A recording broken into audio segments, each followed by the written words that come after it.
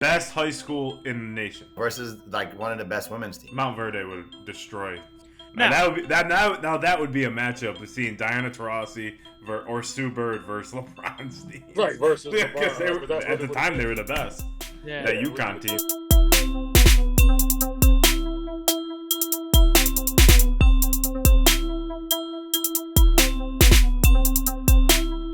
Yeah, buddy. What's up, everyone? My name is Jonathan with Cinco Squad. With me are my brothers Mike DeSanto, Grandpa Jay, and Trey Day. Fellas, how you doing this week? I know Jay is mourning the loss of his beloved head coach, so I'll give Jay a couple minutes. Let's just all have a moment of silence for Jay. Bye, John. Have fun in Arkansas. No silence needed. More like a farewell tour. So since we haven't spoke, what are your thoughts on him leaving? Do you think it was time for a new voice, or do you think that maybe he could have got another couple of years? Not financially, it made sense because I think they were going to pretty much say, look, if you don't deliver next season, you're done. It's a $33 million buyout. That's really a lot of money that you're just throwing away when you could obviously give that to the next coach coming in. So, hey, by the way, Billy Donovan, maybe we'll tag you and you'll hear this. Time to come on back to college basketball, buddy. Time to come on back. Kentucky's ready to roll out that red carpet. Yeah, you guys could take a few seasons off, let that sit at the bottom of the SEC for a little bit. But two great national championship games. UConn dominated. South Carolina dominated. I don't think anybody was very surprised in the turnouts. I mean, we had 38, 39-0 and UConn had 4 losses. So we're not really surprised on this outtake, right? So congratulations to both those squads. They're going to be dominant for years to come with those two head coaches at the reins. But let's get it moving right into Mike's mind. Mike, what is on your mind today? Well, it actually just so happens that it does come from our national championship games. Dawn Staley and the South Carolina Gamecocks won because of a pack of highlighters. The secret weapon of Dawn Staley is actually something called the highlighters. The highlighters are a group of male practice players who act as South Carolina women's basketball's version of an NFL practice squad. So they play in the girls' practices and prepare them for whatever team they might be facing next. That includes constantly learning new plays and playing styles from the opposing teams.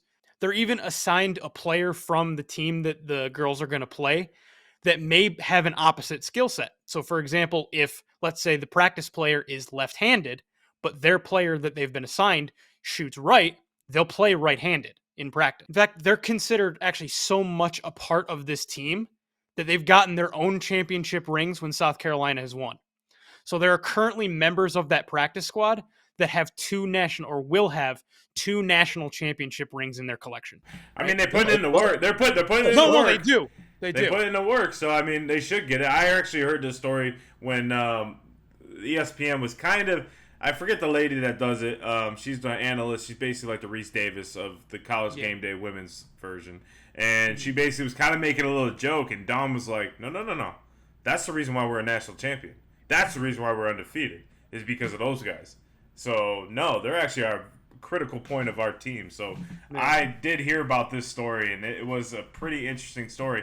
And I'm not surprised that this wasn't installed a long time ago, like with Gino or anybody like that.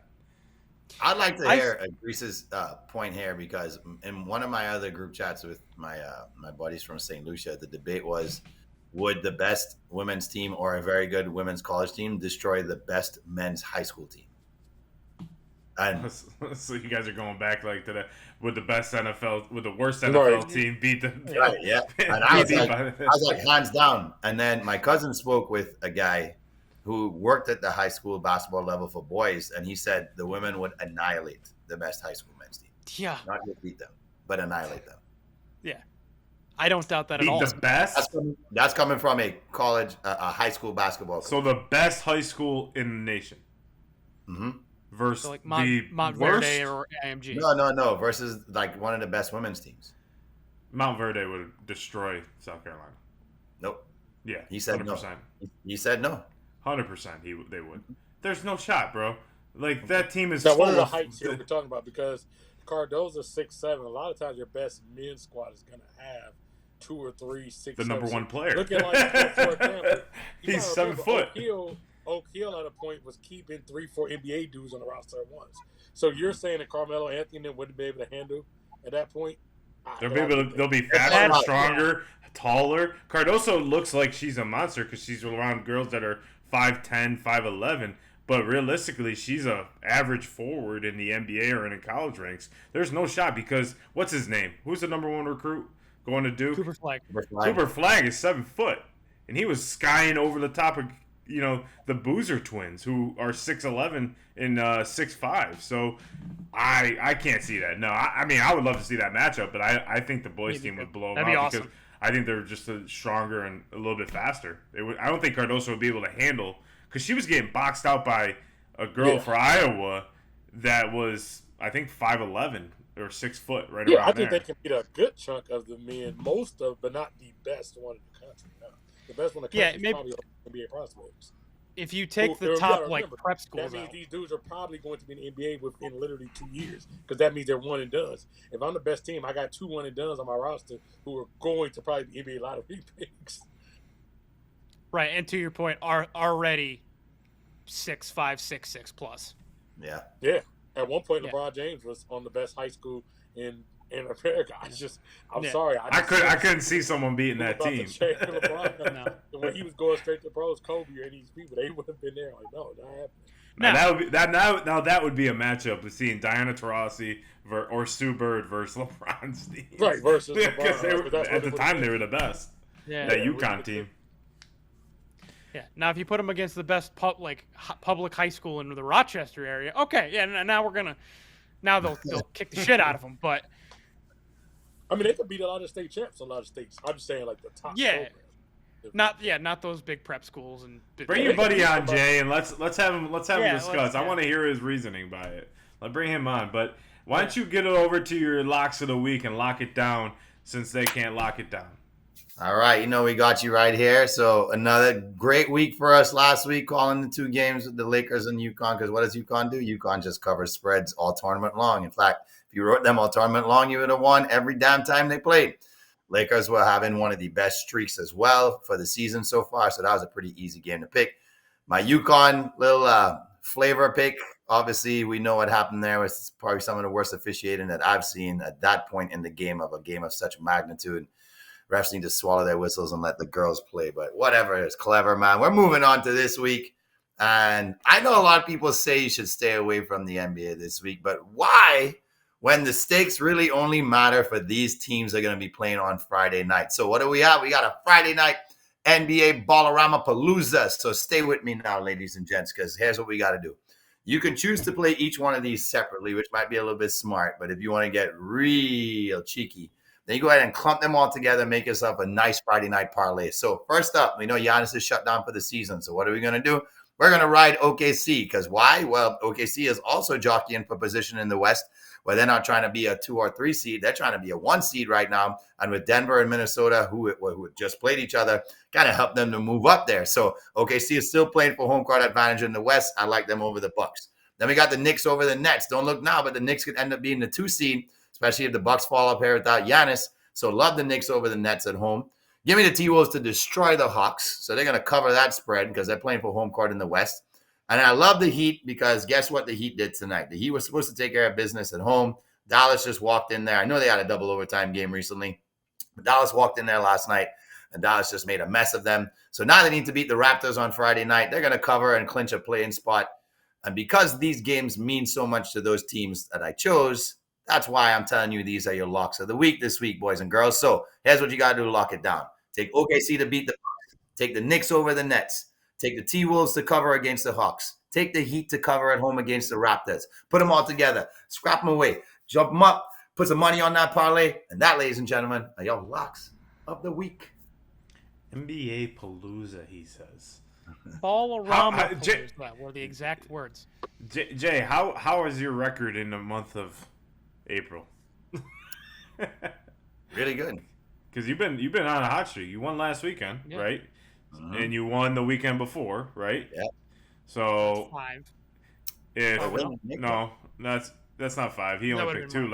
He only picked 2 last week. He picked 2 the week before. Yeah, but I thought he picked 3 the week. Oh, 2 the week before. Okay, so 4. So if everyone's tuning in, Make sure you lock it down with Jay because he's on a hot streak right now. Yeah. And when Jay's on a hot streak, no one's touching him. It's just True. like, Philadelphia Eagles off seasons. It's just you can't fucking touch them. You can't touch them. The Masters tournament begins today, and there's no other tournament like it. From patrons being able to be on site on Monday, to the par 3 contest, to the players just enjoying it for maybe the second or third or 20th time, to the first timers ever being there. It's a full fan frenzy for the first 3 or 4 days. And today it is all business. It is tuned in. Will Tiger get his 6th? Will Scotty even finish the tournament? Will Brooks Koepka get over that second place hump and get his first green jacket? Will Rory complete the career Grand Slam? So many great storylines, and it's the same course every single year, and still, to this day, year after year, it gives people trouble. If you're starting to get interested in golf, tune into the Masters this week. It begins the major season. We got the Masters right now, PGA next, US Open, and finally the Open Championship. The best players in the world, whether they play for PGA or LIV, are here for one day and one day only. And it's going to be a fantastic tournament with a lot of ups and a lot of downs. And that's what makes the Masters tournament amazing. So best of luck to all the golfers. And man, I can't wait to see who dons that green jacket at the end of the weekend. Well, lock it down for Jay's Locks of the Week. As we spoke about earlier, there's been a lot of coaching carousel over the last few months, and which, unfortunately, John Calipari is gone. But what coach do you think would be good on a different level? So whether that's in the NFL, the NBA, wherever, NHL, you can pick any coach. Which coach, Grandpa Jay, are you saying could coach on either level at a very high rate? I mean, I guess it won't be fair to go with like coaches who already done it because I already gave my "Please Billy Donovan come to Kentucky" speech a little earlier in our show, so I don't know if it necessarily qualifies that we can say that if you've been there, done that, and hopped back and forth, that's a good candidate for me to go ahead and put forth there. So I'm gonna go away from, of course, it would be the obvious Billy Donovan, and I'm gonna say my guy Shaka Smart. I feel like Shaka Smart is a true players coach. Yeah, I really think that he could do a great job in the NBA just because we don't really see coaches who have that sort of passion anymore when it comes to really looking out for the best of their players. I don't know why he came to mind when you guys put this out earlier this week, but the first person that came to mind to me was Shaka Smart. I mean, don't get me wrong. I think Dan Hurley could probably go do a great job as well with the Brooklyn Nets right now if he wanted to kind of be near home, go back to Jersey City, like he said when he was repping for Jersey City after that win this year. But I like Shaka Smart's chances of going into the NBA and maybe taking over a younger franchise. And it won't happen now because obviously OKC has turned the tide real quick. But having an opportunity to coach some younger guys, having that the bulk of the roster be younger guys, and him being able to connect so well with those young men, I think he would be a tremendous fit in the NBA. Yeah, the thing with Shaka is just he hasn't been able to get over the hump since VCU, right? Like, he got VCU to the pinnacle where now VCU was like, boom, right? Mm-hmm. And then he just hasn't been able to he's here, right? And he just hasn't been able to take it to that level. But how is that translated, though? Like, when Pitino made the jump after dominating college basketball, didn't work. So, there's certain places. Just because he couldn't make the jump there doesn't mean he can't make the jump. Because you got to remember, some of the thing about going to the NBA, especially when you get to the playoffs, is it's not single elimination. It's playing against strategy. So whoever you put there is somebody who needs to be able to go game to game, strategizing based on game 2. This happened. What am I going to do in game 3? Whoever you decide to do. That's I guess my final point is when they start conference plays, they typically look like shit. His teams, and then towards the end of the season, over the longevity of the conference play, they tend to start to get into the 2 seed. Like, he always got Texas right to the 2 seed, right? Yeah, meaning better as he sees you a second time around.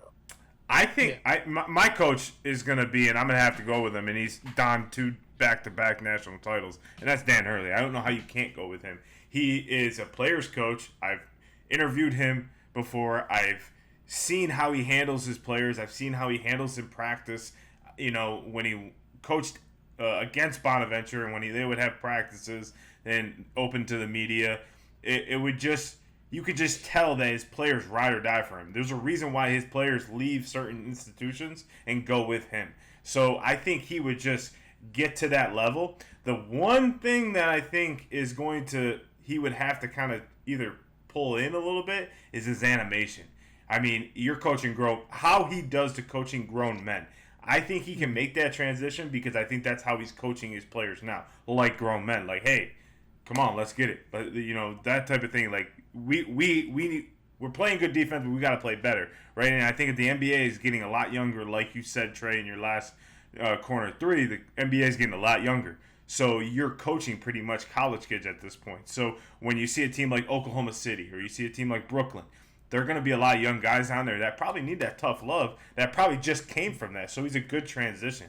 And I don't know how you can't just give Dan Hurley the keys to your franchise and say, hey, win me a title, because that's what he's been doing in his entire career. Win, win, win. Yeah, no, the track record's there. That's for sure. Oh, wait. Okay, I thought Mike was going. I just wanted...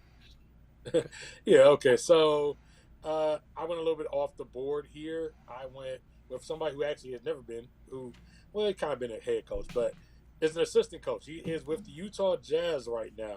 I went with Jason Terry. I think he could actually go back and run a college program as someone who I would see as that potential. So far, since Jason Terry, of course, has been an NBA player, he's been an NBA champion, he played point guard. So usually your point guard is going to be one of your smarter players on your team. He also was always well-liked the locker room, so people always liked him. But since he's left the NBA, he has been an assistant already for Arizona, which, of course, he went to Arizona, was a legend as an Arizona Wildcat. He actually coached a G League team as a head coach for a season, and now he's an assistant with Utah. So he's already used to working with young players. He's been in college. He's coached there. He's been a college legend. He's coached in the G League, which is basically a semblance of people who were just in college or people who maybe skipped college. So he's done that route, and now he's coached in the NBA, so he's still – and then Utah's a younger team too. So I think if you took somebody like that and said, okay, we're going to give you a program. I'm not saying he has to go get Arizona, the biggest program. But I could see somebody like Jason Terry go get like a mid-major and in a couple years work his way up to a major conference and maybe go become a good head coach as someone that's kind of off the board. I think he could go take a Power 5 school, realistically. I think he if you handed him the keys to like a school like, not to pick on you, Jay, but Kentucky or some Power 5 school like St. John's, I think he would do a fantastic job. Yeah. I think Rick Pitino needs to go at this point. This motherfucker is driving me insane. But I think Jason Terry could take a Power 5 school and really could relate to them. It's almost like Penny. I'm surprised Penny hasn't made the jump to another school. So that's alumni. That's his alma mater. Yeah, I get it, but let's get Memphis to another Power 5 at some point. Right. Yeah, I mean, for him, I think with Penny, some people, especially if you're a guy like Penny, you've already made a shit ton of money. It may mean more to him to go build my alma mater up than going to get him back to the national title ranks.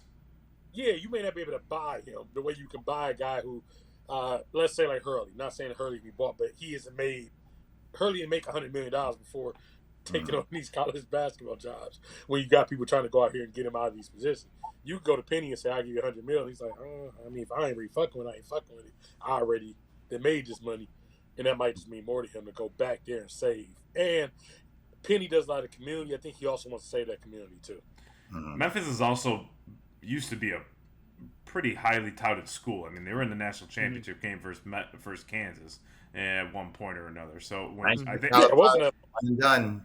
What? Calipari's one and done style. It was Calipari that brought them to prominence, right? So he's got to bring that mentality. Mike, who you got? I laugh. I'm sorry. Funnily enough, it's Penny. I picked Penny. Yeah, okay, that goes very well. No, I think I agree with you guys. I think Mike's like, shut the fuck up, guys, and let me get you're making all my points for me. God damn it. No, I think so. I agree that Penny, if he wasn't, sold on being in Memphis, which is it's awesome if he is, build that community, his alma mater, everything like that. And I think he can get them to a high point again. He could get a Power 5 school, but I also think he'd be good in the NBA, being that he had a long and storied NBA career for both good and unfortunate reasons as far as injuries go. But I think that, to me, would make him a great candidate to be a head coach in the NBA, because not only is his basketball IQ obviously through the roof, and he's got tons of playing experience in the NBA during a time when it was kind of transitioning out of the 90s into the 2000s, getting closer to what we now know as today's NBA.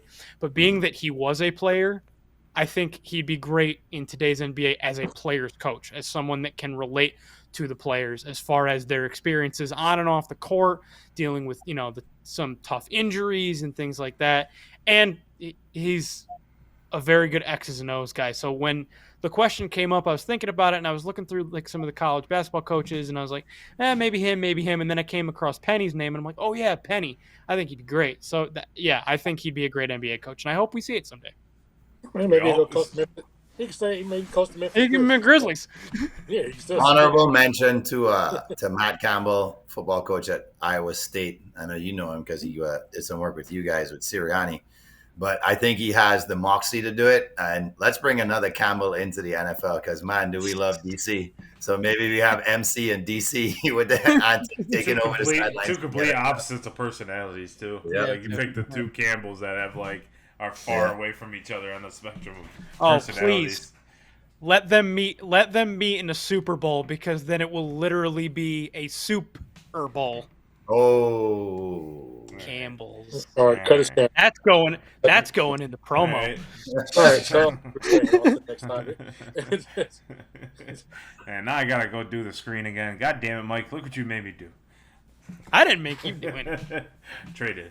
But I think that's a great pick for Matt Campbell. The question mark with Matt Campbell that I always had is, why hasn't he left Iowa State yet? Like, that's been always it's like the Eric Bieniemy. Yeah. Like, though that was my football one. Eric Bieniemy was the one I think he could come back into college and actually take a Power 5 school and dominate them, and dominate the college ranks.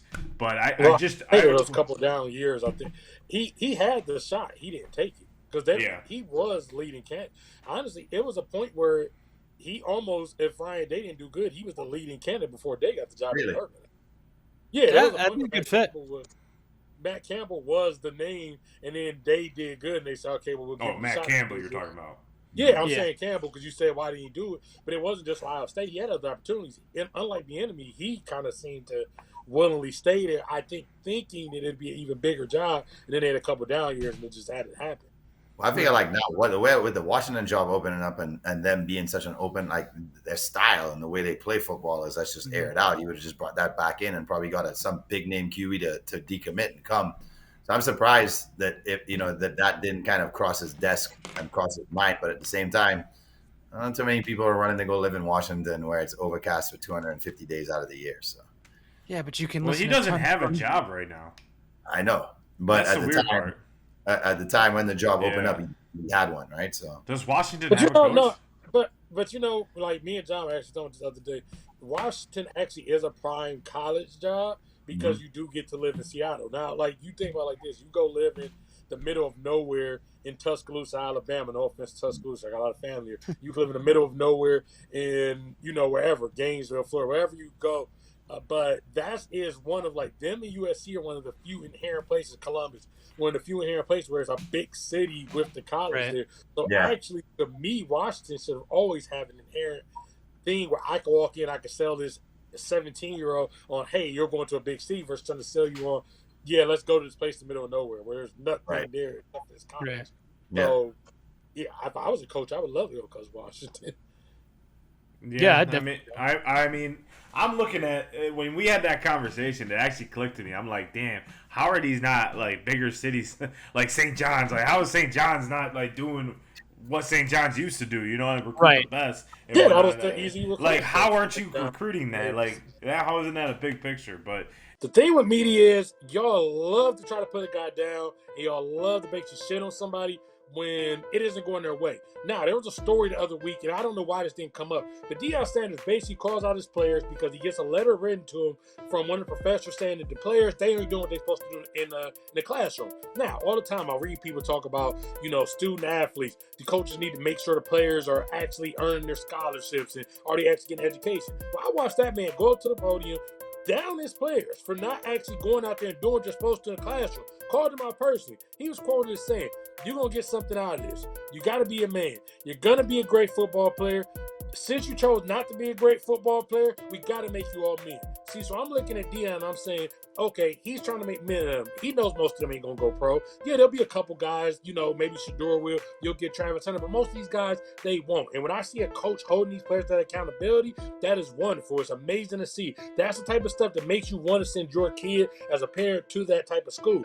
But as soon as we're sitting there and it's all the flashiness, or y'all, want to sensationalize certain things that he may have said about whether his sons to go to certain teams in the NFL, that story's on all day. But when he's out here trying to make a better man out of his players, I ain't seen shit. I barely seen that story. Where was that? Media. We do have to do better as people in the media when it comes to making sure that we don't just show the negative stuff, but we do show when some of the coaches are trying to make the players better men. Well, as we keep it on the hardware, we're going to go to the WNBA draft is this Monday, and Caitlin Clark will be the first name off the board.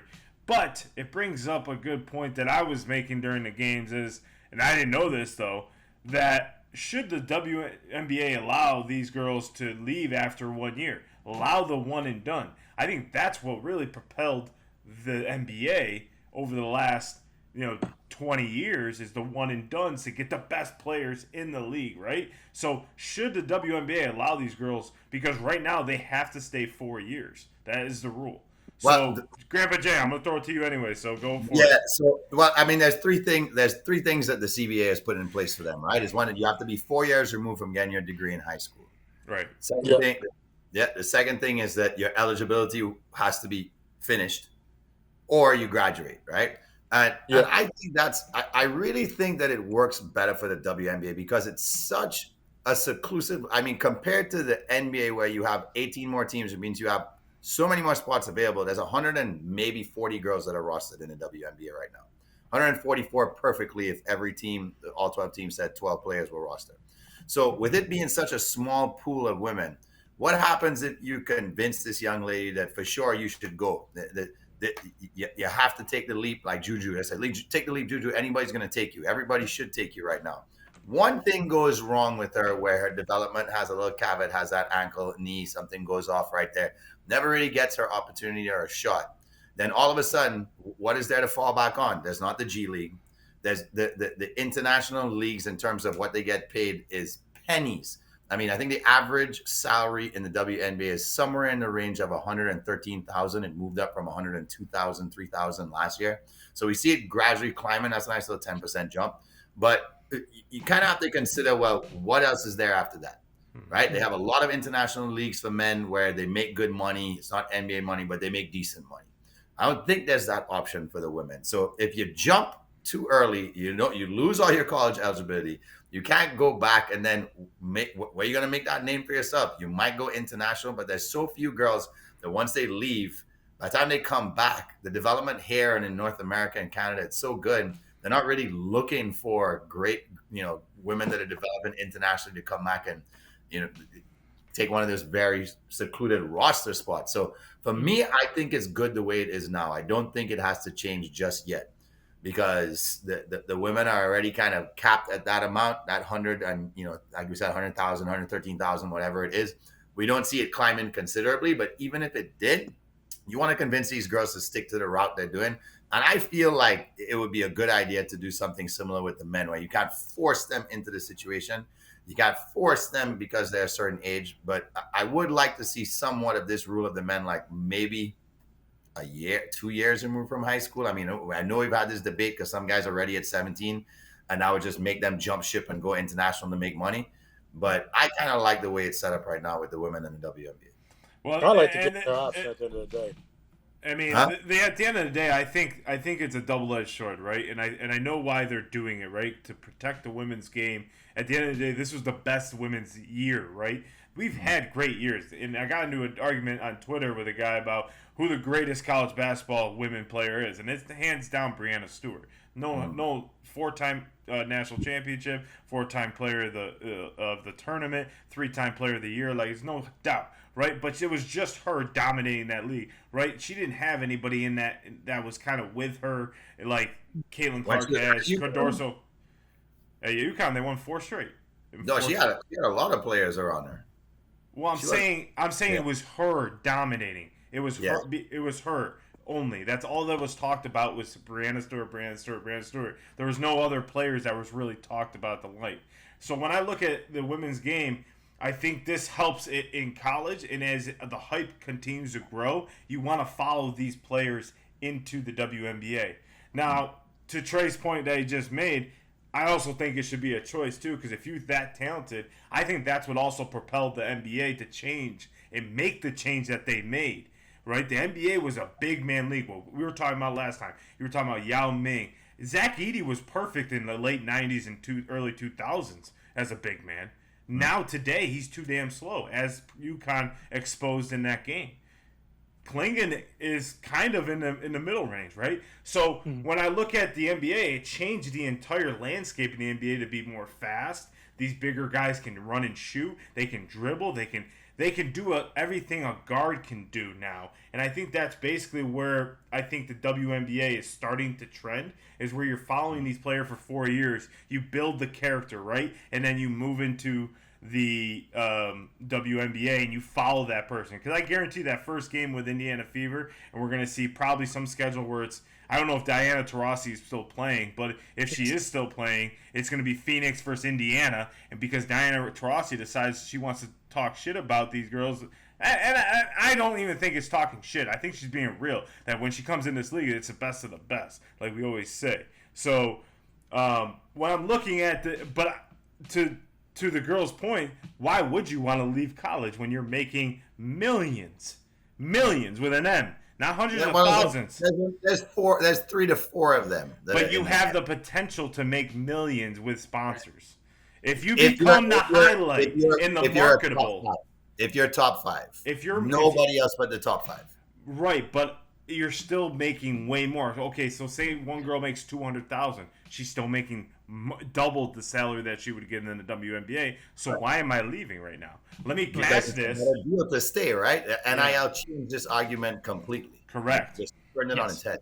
If it's about money, right? And that's always about, there's always some financial about. But Trey, let me hear what you got. But that's why they should have the option ultimately, because if I want to take that risk, it should be up to me to take that risk. Like, I don't think I should be forcing anybody to have to stay longer. The truth is, most of them would end up staying, but why shouldn't they have the option to make that decision? Is why I don't like that. Why should the rule be where, also in the rule, Jay, from Parks we forgot, is internationally you can enter the WNBA at 20.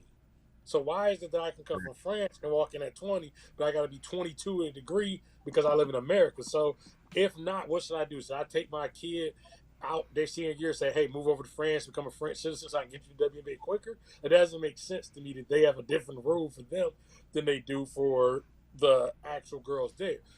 When you say those type of numbers, yes, Jay, you are right. There are only a couple making that type of figure. They probably would stay because ultimately the truth of this is Caitlin Clark made about $3.1 million in NIL. Angel Reese made a little bit over $2 million last year. This year, Caitlin is scheduled to make about $76,000 as her salary coming into the WNBA. So would she probably that? Probably not. But why shouldn't she have had the option of at least saying, you know what, I'm done with this college shit. I'm tired. I mean, like, she probably wasn't, but maybe I'm tired of fucking living in Indiana. Maybe I'm ready to just go be a fucking adult. Give me the option to. If I want to go take that pay cut, or if I am Caitlin Clark, maybe I do say, you know what, yes, I'm going to make $76,000, but maybe Nike throws me so much money that says, go ahead, let's go pro. Nike's going to make up enough to make up the NIL money I would have made. But the thing is, yeah, Caitlin's going to make 76, but I'm pretty sure the sneaker deal, I'm pretty sure these endorsements are going to make up enough to make up for NIL. And I can almost even imagine where you would have got maybe, let's say it's the right year, like Indiana isn't, the Fever isn't right, but let's say hypothetically we knew, let's say New York Liberty were the top pick and Caitlin Clark had a shot last year. You telling me it would have been worth her leaving early to go play for New York? To go play ball in New York with Liberty, with Sabrina and Brianna, yeah. Compared to the senior year she just had, the notoriety she got in being the most dominant player in college basketball, getting complete face time, and the game revolved around her. You think it would have been a better deal for her to move? Yes, because no, I'm saying if the right team would have, let's say, because remember the difference with WNBA is they already know the lottery and. Basically, she would have already known where she was going. That's the difference of WNBA and NBA because of the timing of their lottery. So I'm saying, let's say hypothetically, that's why I used the example of New York, maybe LA with the Spark, because he says, I like that situation. Now you can dictate it. See, in the NBA, you can't do that because these people are going to be eligible, and the draft lottery happens. You're already in the draft pool. I think the jumping of the ship of allowing this is too early. I think it's going to hurt the WNBA. I think it's going to hurt the women's game even worse. Women's game, right? Because this is where you build the storylines, where you can see them play against the best, right? You're going to see them in the WNBA, but I think it needs a gradual build. You need to build up their character. We got Ari the next coming up with that Juju Watkins. We have that girl from Iowa State. We have Tessa Johnson, who dominated in South Carolina. It's all about storylines and building those storylines. So maybe in like 10 years we change the rule to when the WNBA has all these storylines already there. You feel me? Like, and I WNBA needs more teams for them. What I'm saying ultimately is I get what you mean with the option, but the thing is, give them the option. Most of them aren't going to take anyways, but why not give people the option? Anything in life, we all deserve options. That's part of what we talk about with the American dream, is you have options. You can make your own decisions instead of them take. Yeah, but it says 24 girls are going to get drafted. So if you open up that pool now, so what I'm saying is, girls just kind of it's not going to hanging in rogue. So what I'm saying is 24 people are not going to enter the draft. You might get one who does it early, if that. I'm just saying give the option. I'm not saying it's going to happen often. I think it still be very rare. It's the NBA. Give me a second. In the NBA, you used to be able to go for high school. It was not 30 dudes going from high school every year. It used to most years be one or two. It had a couple years or it was more. It became 12, 13. I got out of hand quick. Mike, what do you think? But that was the risk that they were willing to take. And if they didn't make it, that was on them. But give them the option. I know, but it got out of hand. We know it got out of hand. How did it get out of hand? If I want to go out there and I want to take this chance and I fail, that's on me. That's out of hand. That's about being 18, though. That's about being an adult because you're an adult when you're 18. Yeah, because at the same time, I know people will say, well, let's hold your hand. Ain't nobody hold my hand. I took that fucking student loan debt. All right, so you guys own a real nice car. You're trusting the kid with your car for a night. Big, responsible 18-year-old. Make great decisions with his life. What do you mean, though? I don't understand that question. What I mean is that a lot of these guys are being sold the story by the wrong people, and you guys know that, and they're selling them bullshit. There's very few players that you can count on one hand out of every single high school, if you want to call it senior or juniors, if you want to include them in there. Are those classes? There's less than that amount that could make the jump and be impactful within 18 months in the NBA. And I'd probably say there's less than that many. No, I agree with that. But if they want to take that chance, that is on them. That is what the majority of us 18-year-olds have to do. You always want to call the athletes saying, who the fuck was calling our hands as regular people who didn't go to school for athletes? When I stopped being a student athlete and I said I'm going to school my academics, then nobody guided me. I didn't have a guidance counselor or anything like that. And I had to take my fucking, strap myself up and figure the shit out at 18. That is what we mostly all do in America. So why does everybody always talk about? No, I'm not saying that. I'm saying nobody was out there touting you up like you're the next fucking whoever. Like nobody was out there feeding you every day for their benefit off of your back. That's what I'm talking about. I'm talking about all of that. For benefit of my back. People told me to go play college football because you should just go take the scholarship. And I wasn't even interested anymore because people were going on my back. People said you should go to this college to do this. People do that all the time with their kids who aren't going to school for basketball or football. So why is it always every time that people are like, well, we have to call it an 18? Plenty of fucking 25-year-olds make bad decisions. Rasheed Rice has been out of fucking college. Ain't nobody holding his fucking hand. Now he's fucking having a right now. So but I mean, like, my argument is give them the window to think about it. That's it. Well, yeah, I mean, I think that's always given them. I'm just saying, give them the open ability to make their own adult decisions. First, saying no, you absolutely can't do this just because I make you stay 4 years does not mean I'm going to get in there at 23 and not fuck this up. We watch this every year in the NFL where we say, oh, let's hold these guys' hand. They got to stay 23. And then Rasheed Rice happens. And then Ray Rice happens. And then this incident happens. And then Henry Ruggs goes out and drinks and fucks his life up. Henry Ruggs stayed for 3 or 4 years, and he still went and fucked it up. I think it just depends on. I think it just depends on the person. But I mean, realistically, these top college athletes that you're talking about, Jay, are making more than what they're making in the WNBA at this point. So at this point, we're looking at it. They have more money than some of the professors in the school. So they run that school at that point. So they are technically given the keys to the school at that point, they're basically giving the keys to the Lamborghini and said, "Hey, here you go." I mean, I just watched Johnny Manziel on Club Shay Shay, and look what he was doing. He was balling out under the. Johnny Manziel was the most important person in Texas A&M University for the years he was there. He was more important than the damn president of the university, and he can still go out there and fuck up. So that, like I said, I do truly believe when I say this, only 1% will actually do it, but just give them the opportunity.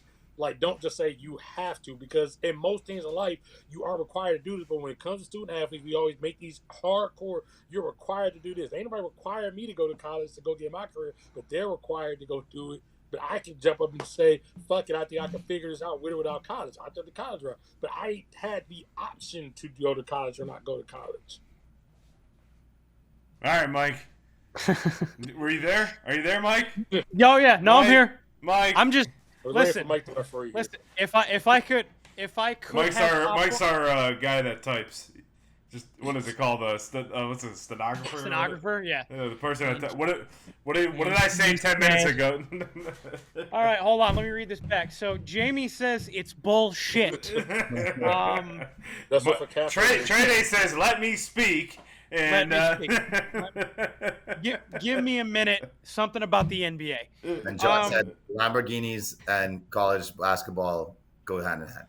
Yeah. I'm sorry, Mike. I'm beat by wrong. All right, go ahead with your. What are your thoughts on the making a jump? So I think, as per usual, gentlemen, you all make excellent points. I looked at this when thinking about it from kind of two perspectives. I looked at it from the player perspective and from the WNBA as a business perspective. I agree, player's perspective, I'm sure that only 1% of the entire college basketball, women's college basketball, will actually make the jump. Also, give them credit. A lot of these players are smart about themselves and their brand and things like that, and they understand what the right decisions are for them. So I don't think we have to worry about that. I want to give them the option simply because if the men get the option, why wouldn't the women get the option? Especially these ones like that do end up going 3-4 years. They understand where they're at. Caitlin Clark, in her case, and Angel Reese and all of them are not dumb. Uh-huh. Now, from the WNBA perspective, they 100% should let them make the jump. Because the way the phrase that kept popping into my mind when thinking about it was, when the star is ready, the star is ready. And as a business that has begun to grow leaps and bounds by the caliber of player you are able to bring in, and yes, they should add more teams because of this, the caliber of player you are able to bring in now in women's basketball that you couldn't bring in when the WNBA first started, at least not to the quantity that you most likely can now out of college basketball. You should allow yourself to have those stars as soon as you can to continue to build your business. So from a business perspective, I think it's in the WNBA's best interest to be able to get these players whenever they feel they're ready to make the jump. But from the player's perspective, I do think it is better for them to stay. Well, I mean, I'm looking at it from your side of things, and this is kind of like the last note on this, is that, to Jay's point, the WNBA has such a smaller window than any other sports league because they have to get it right. Correct. They don't have the luxury of saying, oh, that was a bust. Because if Caitlin Clark comes out and absolutely tanks, boy, it looks terrible. So there's a very I guess high risk, high low reward out of it, right? Like, so I mean, you're not going to get a lot out of there, and you need these girls to hit, and if they don't, then man, it doesn't look good for the WNBA because that player was hyped for 4 years, and then talking about hyping players and women's game and stuff like that. So of course we all saw it. The women get 4 million more viewers than the men in the championship game. So my question to you guys is that a one-off because of the stardom of Caitlin Clark, or has women's college basketball arrived, and is this what we are going to get used to for years to come? Well, here's the thing. It's all based on the year, and it's number one. Number two, the game was at 9:30 at night, right? The game for the national championship for the women's was at 3 p.m. on a Sunday, right? But not really, because it's a perfect time. It's right in the middle of the day where you can watch it and then you can continue. I watched it and then was able to go have a nice dinner with Malin and go and enjoy the rest of my night and not have to worry about, I got to be there at 9 o'clock. The men's game was on at 9 o'clock on a Monday, right? Then 9:30, not to mention. And it didn't start till like 9:40 after all the national anthem and everything. So by the time the game ended, I'm not surprised that the ratings were very low. I think if you put the same time as the men's and like put them kind of sequential, like say one Sunday at 3, another Sunday at 3, you're going to get the men's be sore through, right? Because I think this is the matchup that everyone wanted to watch. But I've heard from so many different people that why was it at 9:30? And, you made a good point. It's because it was on the West Coast. Most viewership is on the East Coast. So at the end of the day, but they always do it at 9:30, even if it's the East Coast. Yeah, even if they play in the East Coast stadium, they always do it at 9:30 on a Monday, which isn't necessarily the greatest. I do think it's going to depend. It's going to be a year-to-year thing from now on, depending on who's there. The men didn't have the stars like that. I mean, people can sit there and say, like, oh, they tried to make Zach Edey a star.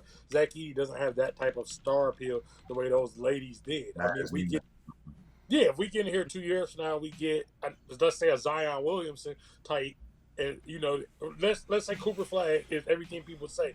Then next year the men will have a better rating. But then maybe a year after that, Cooper Flag leaves. Juju Watkins is now year 3, maybe going for a back-to-back championship. Or maybe Juju Watkins is going to get South Carolina. Her and Tessa Johnson are squaring off. And then maybe they pass up again. So I think it's going to be year to year based on who are the stars in the finals. I think it's going to determine. Yeah, realistically, to top the women's, they're needed, and just for it all, they needed a blue blood in there to play UConn. They needed Kentucky. They needed Duke. They needed one of those teams to come in and contend with them. You couldn't play UConn in the finals. You got to play them in the Final Four. I know. I was just saying. But Mike's just saying he wanted to be the blue blood. No, what you got though? Nah, I'm not. I'm not allowed in North Carolina.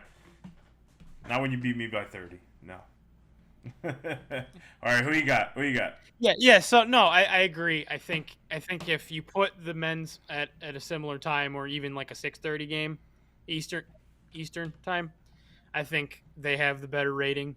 I think the men will typically have the better rating. It's just going to depend on the year. But to kind of Jay, the kind of wording that you used there that dawned on me, you said or did they arrive? I think we can look at it from the sense of women's college basketball has arrived in a certain sense, as far as people are going to pay more attention now. This raised the awareness of how good women's college basketball can be. So them arriving isn't necessarily them just being able to top the men at any given point. I don't think they're really when we talked about it before, I don't really think on average they're ever really going to top the men, because there's history and a lot of power behind the men's tournament. But I think this is a year that established for a lot of college basketball fans that, hey, by the way, pay attention, this can be just as good. So you sexist bastard. I'm going on stats. You sexist bastard. You're gonna come on. That's joking. But no, I get you on that. I think realistically there was more storylines this year for the women, but for the men's there was none.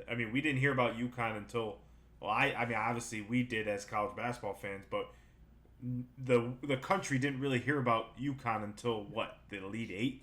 How the dominant country was praying that Bronny James and USC would be relevant, and they were irrelevant. And that would have probably stole the headlines for the men. Correct. Yeah, that would have definitely propelled them. Yeah. If Bronny goes to Duke next year, if he doesn't go to the NBA, that will be again the talk of the town. So, what do you think about that? Because I know you were pretty taken back by how much gap there was. With me? Yeah. With the gap? What do you mean? With the gap with what? You were pretty damn, look at that gap between the viewership. Oh, yeah, the 4 million. Yeah, that one really got me. You make the best point that more people are probably waiting around, doing nothing on a Sunday. And, oh, by the way, let's just tune in because it's convenient, compared to people that are in bed by 10 p.m. and don't really care about basketball, right? I think a lot of it led to families being able to sit down and watch. And I think that's what you want to do with your product. At the end of the day, you want the next generation to kind of see wow, look at the magic in this, and really fall in love with it from as early as possible. That's why the women's game is done better than the men's game, right? I feel like the women maybe have a little more patience, where they stick around with the younger fans for longer, etc., like that. Because any notoriety they can get is great for them. You know what I mean? The men go everywhere and everybody wants a piece of whoever is the top recruit and stuff like that. Women are a little bit different. So when they get their moment to shine, it's like, bring it in, autographs, whatever it is. But not surprised because of, Caitlin Clark being such a household name. Here's my prediction. I don't think they crack 8 million next year. Yeah, I don't think so either. Yeah. Unless some storyline comes out of nowhere where Juju Watkins takes over, that chick from Iowa State. Well, you got Bukers, you got. It's all about the marketing. It's all about the marketing. They gotta market it. They marketed Caitlin Clark for 2 years. Yeah.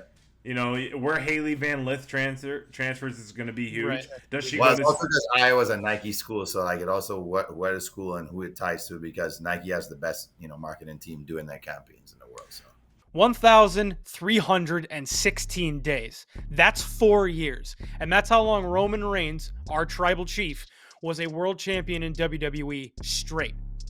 For the last 4 years, he either held the WWE and or WWE and Universal titles, making him the undisputed champion, but no longer.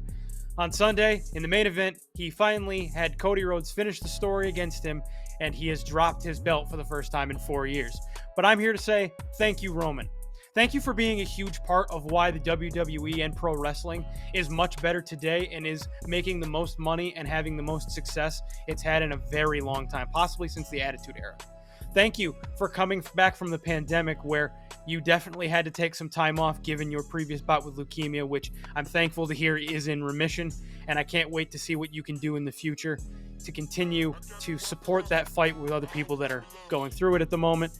And thank you for being a rock, so to speak, pun intended, of the WWE during a time when it was continuing to build stars before Cody came back and when he came back, and making me a bigger fan once again because I can enjoy the world of professional wrestling that I love so much.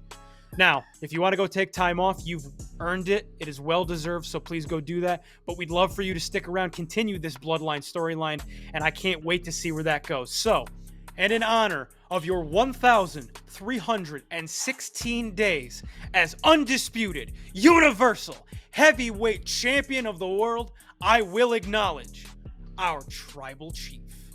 Well, as we're speaking about brands and whatnot, let's take it over to the uniforms. That I'm a fanatic of uniforms, and I would always love to see this. But I'm thinking, should like these big brands come out with like creative uniforms for the championship games of these? Like if you're looking at, let's just say the NBA, like where it's a 7-game series, a little difficult, but I think you can get it done. Like here's your creative home, here's your creative away, right? Like they used to. So do you think they should do that? Trede? Nope. Keep them traditional. All right, sounds good. The money would say no, because I'm not using. I'm just fucking with you. The difference between me and John is John likes to go spend money willy-nilly, buy 6 of the same exact jerseys with the exact same player on it. I'm not gonna do that. They're not gonna fuck me over like this. I don't need 7 Donovan McNabb jerseys in each colorway and in a special edition. Kelly Green Donovan McNabb jersey and all that. I have one, and he never wore the Kelly Green. Yeah, and we don't need all these 12 special editions and all that. Now, the marketing sense, yeah, they should, because they would make a shit ton of money off there. But it makes sense in the marketing, because if I go out there and I wear this in the Super Bowl, all the fans are going to be like, I need that jersey because it was the Super Bowl. My team won the Super Bowl in this jersey. So they'll specifically go for that. But for me, I'm a traditionalist. I like to go back and look at highlights and say, that team looks like, when I watch the Lakers, I want to see yellow, gold, whatever you want to call it. I want to see purple. If I watch the Knicks play, I want to see orange and blue. I hate when I'm watching a fucking, one day I watched the fucking Bulls and they were playing the Celtics, and it was like St. Patrick's Day and they both were in green. I was fucking confused. You're the Chicago Bulls. You are red. We don't need you to get out here and start, doing all, sometimes, and a lot of these jerseys are doing too much. We don't have the iconic, jerseys in that way enough, because they keep switching it. It's something to that moment which I love to watch, the iconic jersey in that moment. I hate even, and it's a side tangent, but I hate watching these sneakers now where I'm watching a team play, and it's like, why are you wearing pink and green sneakers? You played for the Sacramento Kings. Why are your sneakers like this color?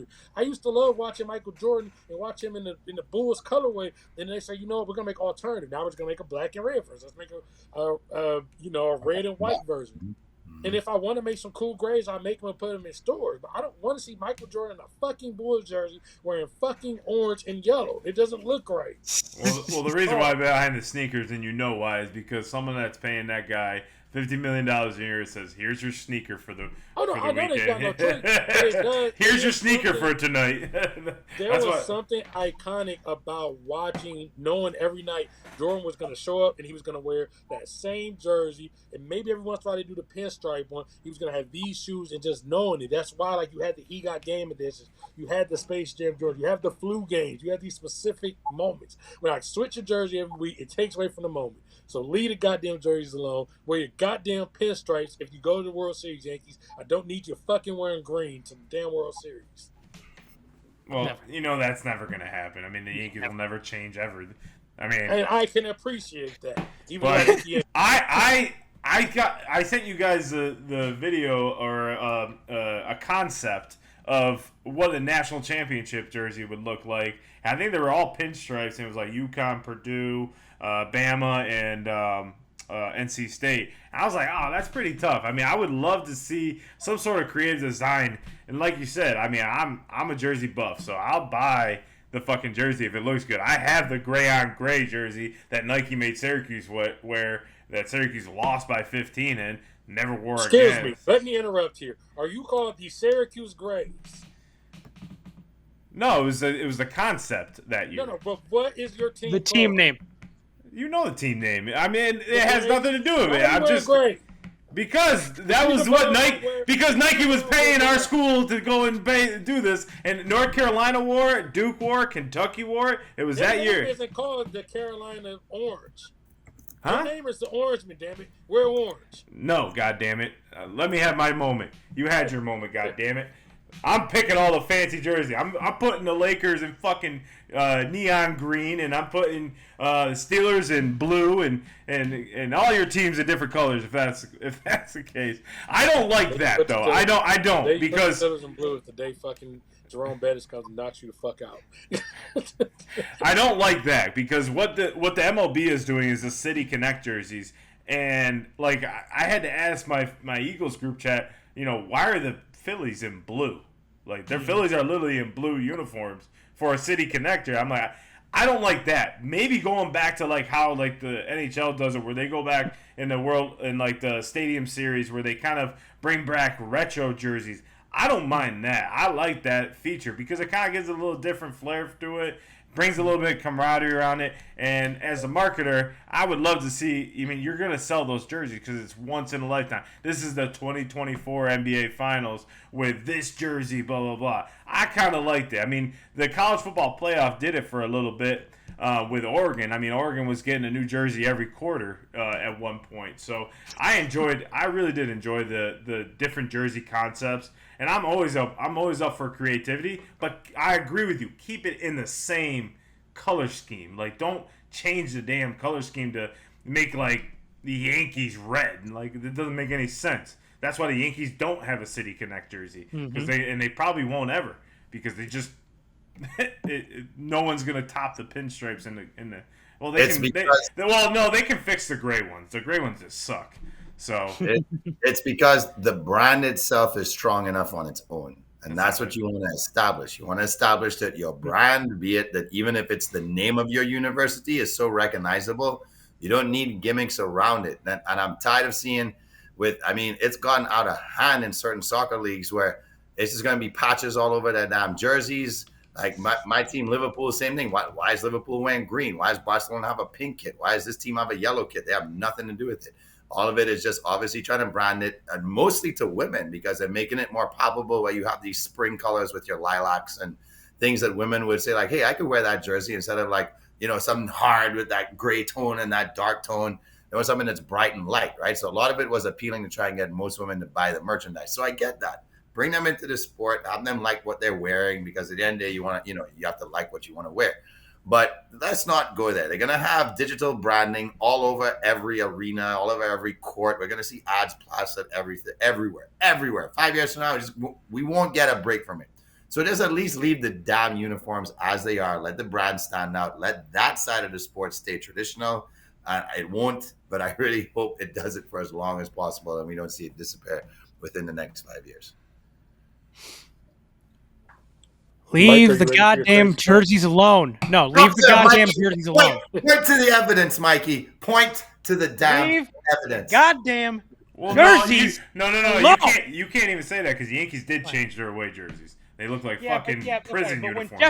When Sheffield wore it, that's what it was, and I wish they would have left it alone. Leave the jerseys alone. No. Because yes. Yeah, Leave the jerseys alone. There's only one team in the entire country. I'm a jersey buff. Let's get it. Give me all the fucking jerseys.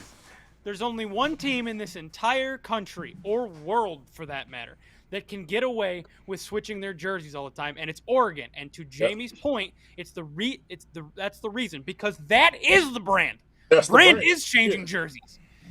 So that's what they do. But you know who does that? No one else. Just leave them alone.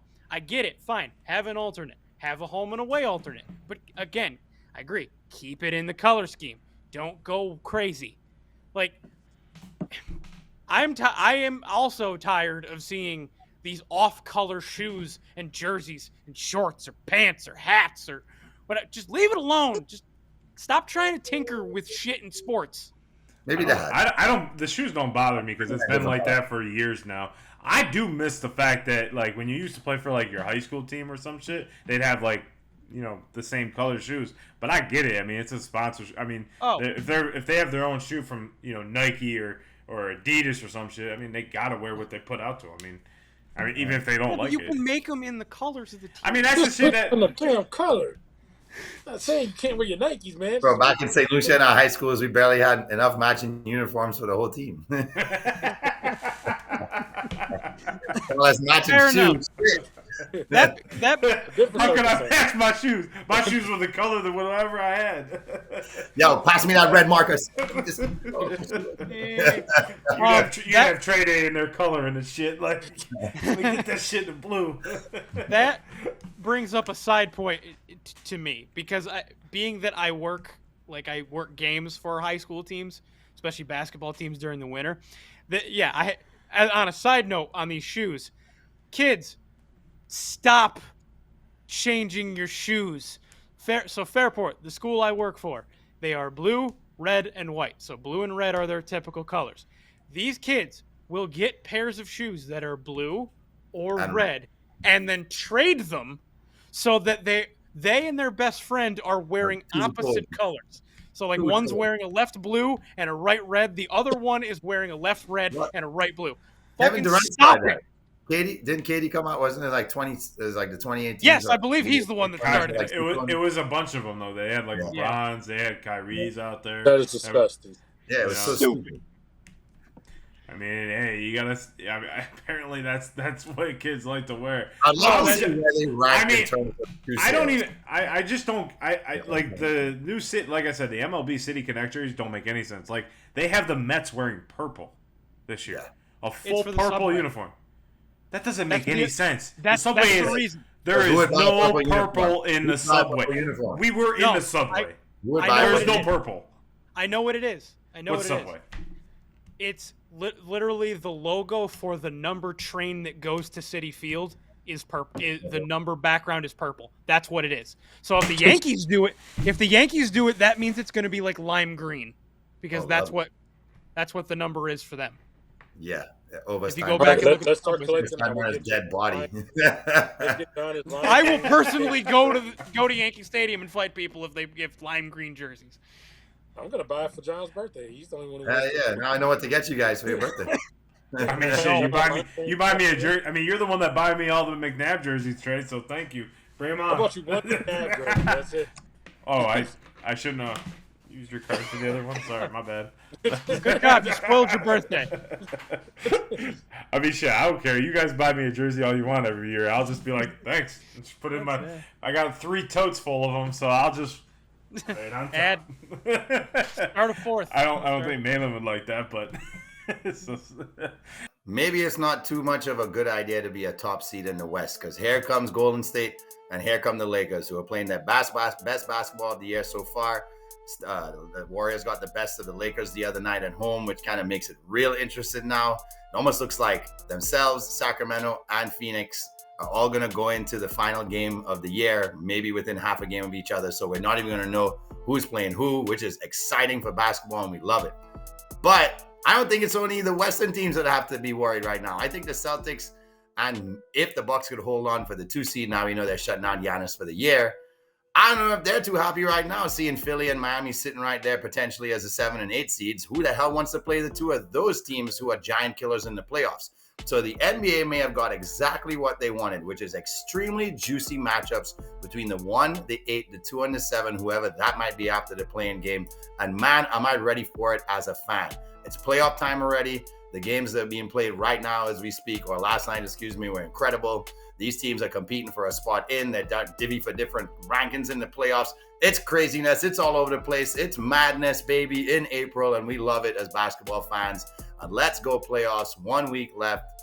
And come this time next week, the NBA playoffs will be ready to tip off. The national championship game for the men's are typically in NFL stadiums. Same with a few other events that are in NFL-type stadiums.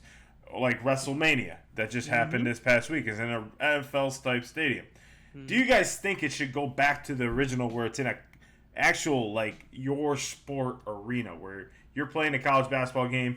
If you want to have it at Syracuse. It's the biggest arena in the country. If you want to have it at I'd love to have it at different college campuses. I think that would be awesome. But what do you guys think? Grandpa Jack? I would love that, but the college campuses, obviously, the city themselves, depending on where it's gonna host it, has to be able to accommodate for the influx of people coming in, right? So there's the logistics of it. I don't like the big stadium ideas, even though it sways the supply demand where tickets aren't an arm and a leg. We kind of saw that with Vegas being a more intimate football stadium where the tickets were just out of control. I mean, year by year, the price is going to go up. I just feel like for the experience of the fan, you're going to pay a lot for a championship game anyway. And so you're going to get a nosebleed seat where like the players look like tiny ants. You barely see any of the action. Like, I'm not sure how enjoyable that experience is. But you just have to make it where like no matter what seat you're in, it still kind of feels like you have some kind of connection to the moment when it's happening and not feel totally disconnected from it because you're just way the hell up in BFE. So I don't like the ideas of the big NFL stadiums and kind of, having the court in this awkward part of the stadium, and that's dumb. Let's just stick to where like it's already built for that particular sport, and the fans they've already made the arena or stadium for that specific reason. Right? So they have concerts, right? You kind of have a concert and too big of a concert and you lose the sound, so you lose the feel, you lose the intimacy, you lose that that feeling that you get from being there live if you're just out in BFE and not really connected to it. So here's what I'm saying about the college campuses and having it on a college, because the biggest thing about college sports is the college students being around the game. It goes back to the first round games that we talked about being there. It's about being in the college environment. You want to be around that environment and really like if let's just say we have it at Cameron Indoor. I mean that it will never be there because it only holds 9,000. But imagine a national championship game in there, like crowd on top of the court. That would be wild. That would actually give me more of a college feel. And honestly, because you got 9,000 tickets, like you just said. 7,000 just with some corporate motherfuckers who are gonna be sitting there in their suit and tie, and the people you imagine when you keep saying select your moment won't be in the stadium because only 9,000 seats. They're not gonna be at the game. You're just gonna have. Well, that goes back to your point there. It goes back to your 2 points about that the first round games being at the campuses, because it's the same difference. I mean, it's a bigger game, but it's still the first round games at the college campuses. It's not the magnitude of the We said that, but we're talking about college football is a much bigger stadium, though. I mean, you were talking about college basketball specifically in there. If you do 100,000 stadium, you still can't get some regular students. You're talking about a college stadium, most of which are holding. Right, you would have to limit it to a certain amount of stadiums. I guess that would have to come down, but ultimately, probably to Jamie's point, go to an NBA arena, go to an NHL arena that's in the area, because I mean, that's what that women's did, and the women's it sounded But great. you can't always do it to the area though, because if you do that, well, you just said it yourself. A lot of these colleges, like we were talking about, in the middle of nowhere, or don't have an NBA arena near to even try that. So where would Caitlin Clark play their game at for Iowa? I don't even know what the closest NBA arena is to there. What do you mean by what? I don't get what you mean. I wasn't saying have a home game. Oh, you said move it to an NBA arena that was close. I thought you were talking about. No, I wasn't saying having a home game. I was saying they have specific locations for the national championship game already, whether it's in New Orleans, Phoenix, Indianapolis, whatever it might be, right? So, like, you could put it in an NBA arena where it could be in any of them across the country, right? Or, I mean, even, and I'm not trying to be biased, but Syracuse has the biggest arena in the country. They have a legit, I mean, I guess it's a football stadium again. So, but, I mean, when you look at it, I just don't like the fact that I feel like the crowd is not into the game. It just doesn't seem like it, unless they pan to them and you see them cheering. It just doesn't feel like the hype. I mean, the women's game, you actually heard the crowd in the stadium because it's built for that. It's built for that type of noise where you get drowned out in an NFL stadium. Yeah, Trey, to answer your question, the closest stadium to Iowa is most likely going to be the T-Wolves because they are directly north, or Chicago because Illinois is directly east. Okay, so you had to in that situation had a little bit more. It's not like you just could go around the corner. So you think it should stay in NFL stadiums? No, I'm not saying stay in NFL stadiums. No, I'm not saying stay in NFL stadiums. I was just saying to your point about the specifically to the college part of it being to a 9,000 person venue. I mean, you can go right to the NBA arena. I'm fine with putting it like the WNBA one was in the Cavs arena. I'm fine with doing that. I mean, I wouldn't personally, it's up to these people. I wouldn't pay for those nosebleed sections to not have everybody look like ants. Right. I mean, like it used to be in. I guess probably, and Mike probably covered this too. The first thing that came to my mind was I'm more the person who watches boxing here. At first, it was kind of, I liked that we left like Caesar's Palace and these type of places, but I never wanted them to get too big because now they start doing like in the Cowboy Stadium. It's like, how can I realistically say I've seen this boxing match when I can't even tell if a punch landed because I'm sitting in section 400? Now the but wait, you have a 75-foot screen to help you. But I have a 75-foot screen in my TV at home, right? So how can I really say I enjoyed that? Now, that was the beauty of having like Caesar's Palace or MGM back in the day because everybody had good seats. But somewhere in between, there's a balance, which in Vegas is Thomas and Mackey Arena, where they play basketball games at, which is still a good enough venue to watch like boxing or watch wrestling. Because I do think, as people say at WrestleMania, night one, the weather, I do think affected. Night two, people more electric, but a lot more fun shit happened, which also sparked the crowd. But still, if I was in section 400, I'm probably squinting. I'm like, I think that's the Undertaker. I mean, it looks kind of big, looks kind of dead. Yeah, that's the Undertaker. By the time I realize it, it's it's fucking little. Like, could I really okay? So like, and maybe Mike, and I'll pass in a second. There's a point in the main event, we get into the crowd, and we're in this huge ass arena. I can't see what the fuck's going on in the crowd. I'm just watching TV. So the whole section where Roman Reigns is fighting the crowd, and basically getting fucking dogged on the fucking top of the table. I gotta watch on the screen because there's no way I can see it in this big ass arena. But if you were in a basketball arena, I might be able to get a good enough angle to kind of see what's going on now they jumped in the crowd.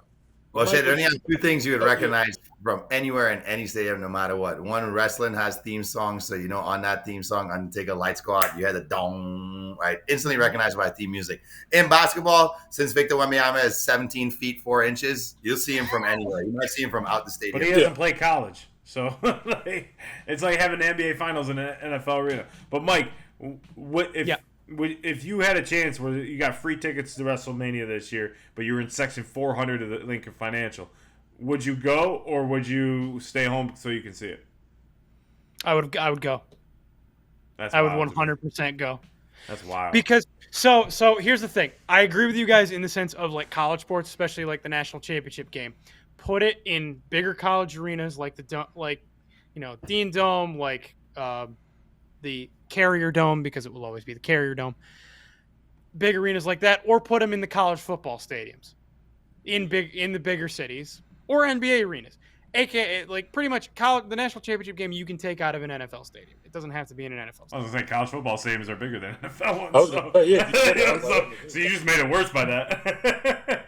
Right, but so I guess my thing is more like the cover. Are all college. Yeah. But WrestleMania to me is different. So as the resident wrestling fan, it's different because there are certain points where you get, even if you're in the high up sections, you have to look at the screen to see the intricate details of what's going on. But the thing is unlike the national championship game during the game or during the match, WrestleMania is 40-50% minimum presentation. There's lights, there's music, there's a bunch of other people moving around. You're seeing people down at ringside moving around, being a part of the show. It's like you're watching theater is pretty much what you're watching.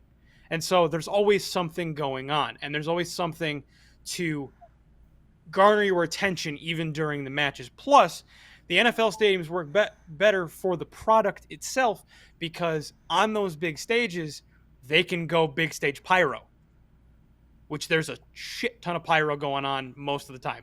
Almost at WrestleMania, almost everybody's entrances seem to have some sort of pyro or 3D lighting setup or something like that. They had pyro before. But don't they have pyro anyways? Like Batista, I used to see has pyro every time he came out. Like when I used to watch it. But they go on the level. They go overboard. Yeah, I guess. Like, but Batista, I mean, it would be enhanced even inside of an arena. So you're right, but here's the thing. So Batista's normal pyro, to that example, was pyro up the sides as he was doing the machine gun, pyro up the sides, pyro lined along the ramp or along the stage, right? At a WrestleMania, Batista's pyro is the ones up the sides, the ones along the stage, along the roof, coming out of the screen. Like, they give, even guys with normal pyro, they give more pyro. Cody's pyro went off, like, all around the arena both nights. So yeah, I guess you're there for, like, the ambiance of the it atmosphere. All. You're literally not there to watch the match, because I've heard a lot on the wrestling chance that we had that there was, like, one guy there that was like, yeah, I was there in section 500. I didn't see one match, but I saw the pyro and I saw the shit. Like, for me, that's a waste of money and a waste of time, because I would rather actually watch the product on the ring than to see, fireworks at this point. Can you imagine Mike's in the back and then Michael Buford grabs, ladies and gentlemen, let's get ready to rumble. And Mike's like, I can't wait for it. Then you see him walk off stage and like 18 seconds later, you hear the sound. It's like, what the hell? Is he saying something? No, this is awesome. And people do that. People will bring their binoculars. That's dumb. I'm telling you, like, I don't understand that. You're paying for. I understand. You're paying for the atmosphere. I mean, you get to say I was there too. You're saying just to say I did it once in life. Yeah, exactly. Like, look, if that's why I would 100% go, because you definitely want to say I was there when. You know what? Like, if I could have been there, I don't care where I'm sitting in the arena. If I can say that I was at the night that Cody finished the story, like that on my like wrestling fan card, that's a notch on that I can say that I'd be able to say that only, a few thousand other people could say. So I'd be wondering if someone, like, I think I saw it on Twitter or something that someone said they bought a ticket and it was behind the fucking stage that was like for them to come out. Could you imagine you get there? It's just that like, I don't. Yeah. It's just like this. It's like no. Honestly, pyro. That happens at the Royal Rumble a lot, because they tend to do the Royal Rumble stages like really high, or there's like a big screen, because they got to do the countdown. They got to show everybody near the ring the countdown. There. They shouldn't, but it's money. It's a money grab. That part. Yeah, I don't know. Well, they're doing I went that to the college football playoff, and like it was obviously a football stadium, right? In the Dolphins, and I'll never do that again, because that was just the worst fucking experience I've ever had in the world. Like, well, we know why. Yeah, it was just bad. So you can bet your ass someone was like, "Oh, you going to? I know. You going to Houston?" I'm like, "No, I'm going to John's backyard and just sitting and watching it back there." So to that point, by the way, that actually is another kind of point on the difference between WrestleMania and like other sports. in the sense that I might be disappointed by like who wins matches and stuff, but especially if I'm going to see my team like you did, I don't have an extremely vested interest in like, who's winning. I may disagree with the decision, but I'm not gonna be rooting for one person the whole time like you would with Michigan in that case. Yeah, I was talking to my my barber, and I was like, I'll never like WrestleMania was there, and it looked like a cool environment to be around. But even if I got free tickets, I wouldn't go to the link because my first time at the link is not going to be to see WrestleMania. Right? I would like to see my actual team play there. See how in 20 or 31 years I haven't seen them play at the link or the Vet. So and believe me, because it's on the bucket list of events, when I go to a WrestleMania, I am not going to be buying the cheap seats. I will be splurging and Mike's going to sit next to Pat McAfee. Yeah, that would put me at the broadcast table, which I'd be over the moon for. Yeah, I wouldn't even say anything. I'd just be like, "Yeah, no, I'll do the Jey Uso Yeet thing." Yeah. Oh, for sure. You think if I go to the WrestleMania, I'm not going to be doing every chant, dance, oh yeah, I'm going all in. I'll throw up the ones. Look what we opened up for Mike. We opened that door of wrestling, and he went, boom! Yeah, mine! I'm here! Yeah, my theme music played. Well, fellas, as Mike's theme music is playing, we are going to get to our theme music, which is Stump the Squad. Yeah, boy, you guys know what time it is. Take it away.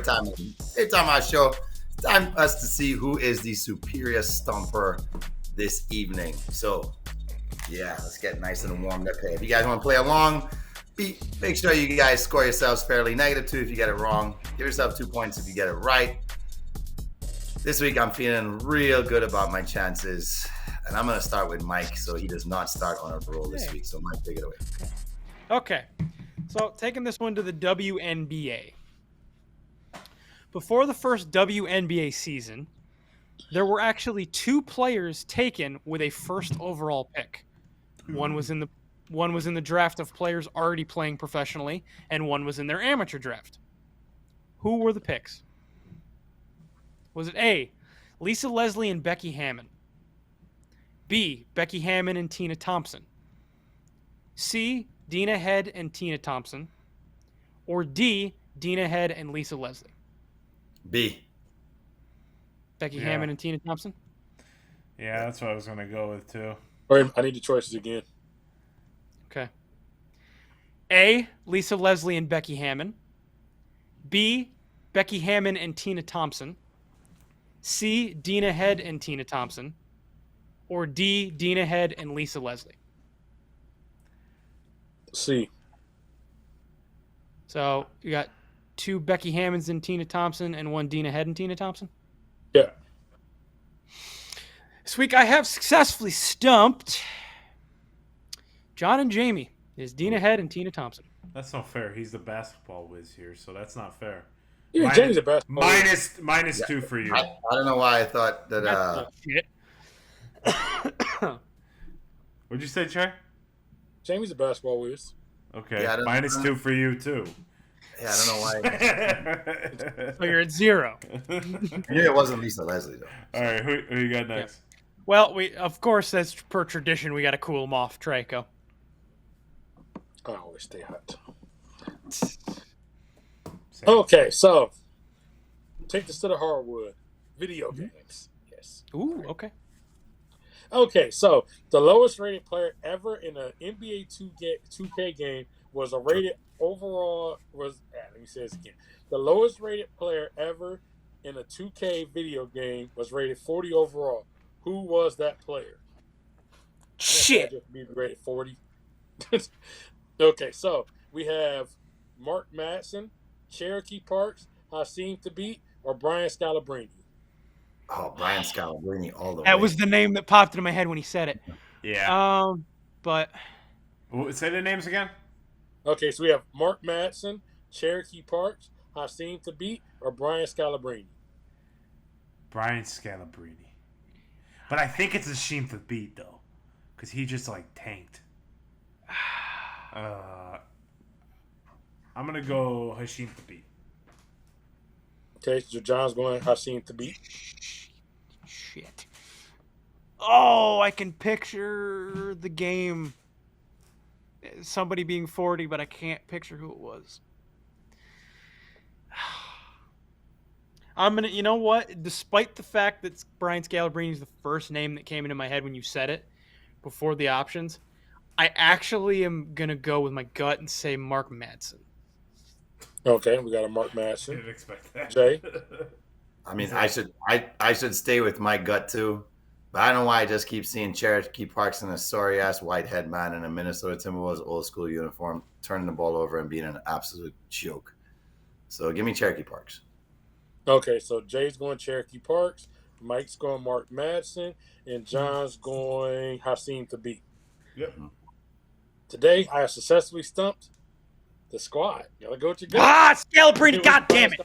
We knew it was Scalabrine. We knew it. It was Scalabrine. I'm going to give a quick side note because I was watching this YouTube video and it gave me every lowest rated player. There was somebody else who was 40 also. I forgot his name.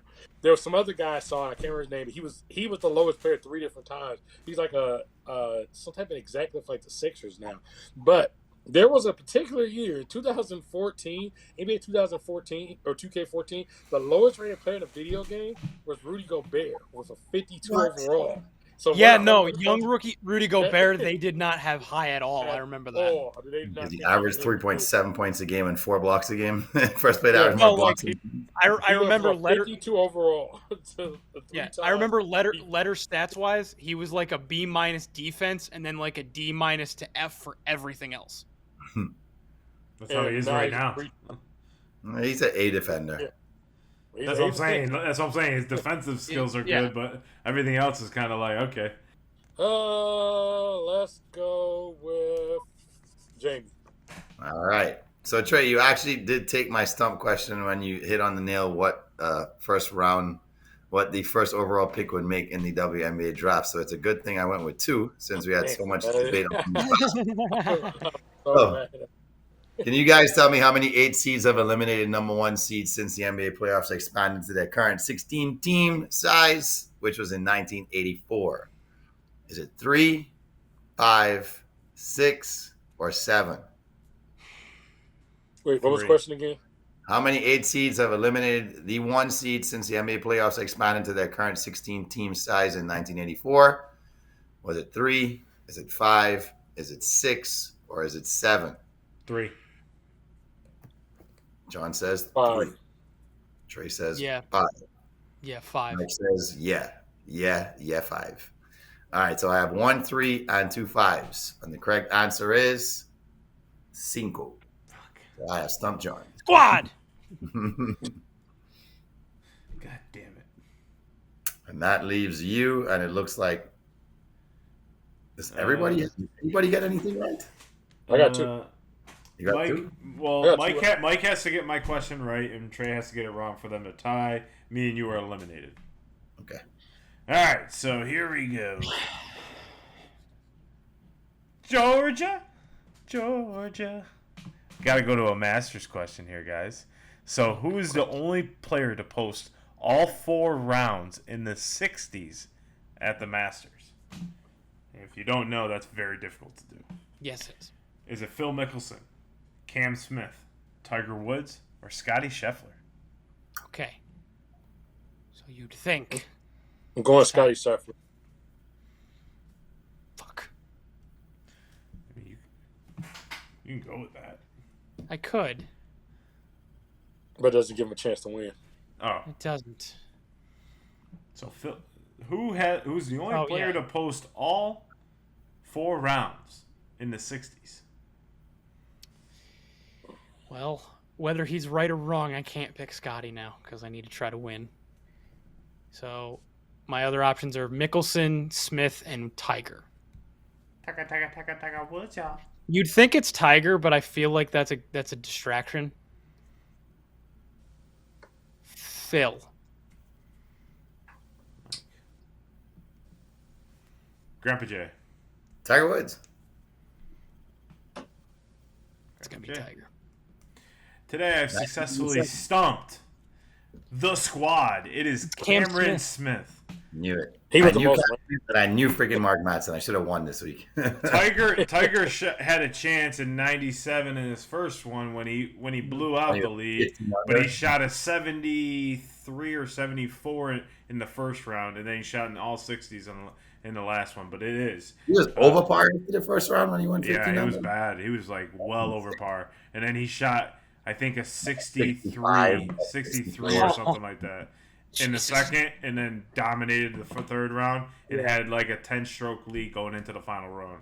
It was nuts. So yes, Cam Smith is the only one to have 4 rounds in the 60s. So that makes episode 106 winner going to Trey Day. I had this week. Trust my gut. So that brings our scoreboard to Trey Day with 3 wins, Mike with 2, John and Jamie with 1. Yep. God damn it! Another week, another loss. At least not overtime. At least not lost straight up. I trust the gut. No hope there for me on there. After the first 2 rounds. All right, fellas. It's been a great week of sports. We got the greatest tournament in sports this weekend in the Masters. Make sure you guys are tuning in. It's going to be a great golf. Didn't you say that 4 weeks ago? What's that? The greatest tournament in sports. I did not say that. I did not say that because I knew that was. I did not say that because I don't. I said it's the greatest tournament in basketball. Oh, okay. I was like, I swear that was the important distinction. And we do not have video proof, so you can't go back and check. Yeah, I can't go back and video ever of any of this. We got the NHL and NBA seasons coming to a close with wrap it up. So, any final thoughts going into the weekend? Hell yeah, let's go Liverpool. Atlanta tomorrow. Atalanta in the Europa League. Time to win another cup. I gotta just hold on, everybody. Hold on. Does Liverpool ever take a day off? Because I feel like for the last 52 weeks, every single week, they say, let's go Liverpool. It's every weekend. That's why it's the hardest. It's the hardest to me. When's their championship? Like 4 years from now? No, it's their season. That for most teams, because there's 20 teams in the the creme de creme league, and they play each other twice. So you play 38 games in your league. And that should mean the most to you. Then there's the Champions League, if you make it there based on how you finished in your league. Then there's the Europa League. Then there's cups within each league. There's just a lot of fun. And then there's qualifiers for World Cup, qualifiers for Euros, qualifiers for Africa Championships. So there's just a lot of stuff going on constantly. Which to me, there's no other athlete that has more demand than a soccer player. And then they play a FIFA tournament took you a lot to say that. Soccer player. Soccer. Because you want to say football. Did it burn? Low point. Did it burn? Go Liverpool. Let's fucking go. That's what it says on the shirt. That's fucking All right, fellas. We'll see you here. Well, we'll see everyone here next week for episode 107. Make sure you guys tune into our socials at Cinco Squad Pod 05. Tune into Twitter and Instagram as we will be going live and tweeting all weekend long for all the sports going on. We'll see you guys here next week. Cinco Squad out.